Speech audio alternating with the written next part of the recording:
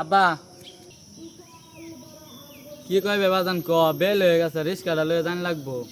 আব্বা আন্নারা রিস্কা দৌড়ান লাগতো না বাজান, রিস্কা যদি না চালাই চাইল ডাউলে তো আইব করতে। আন্নাদের রিস্কা দৌড়ান আমার এলাকার ফুলাফান এরপর এলাকার মানুষ বন্ধু বান্ধব সবাই খালি রিস্কা বলার ফুলা করে খেপা কক বাজান এটা কথা তুই শুনিস না।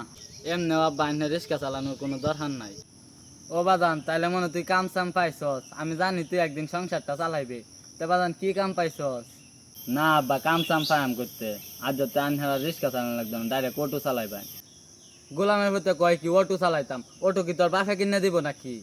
তো চালাইব তো বাপে, বাপে কিনে লইতো না কেলা কিনে দিব। গোলামের ভিতরে বাপের হোটেল খায় এখন রঙ্গ আছে। হ্যাঁ রঙ্গে আছি, আন্নে রিক্সা চালাই নন এলাকার মানুষ সবাই খালি রিক্সা ওলা ফুলা করে খেপা কক বাজান এটা কথা তুই শুনিস না। হ্যাঁ কি আর হরা অনেতে তো এটাই করুন লাগবো।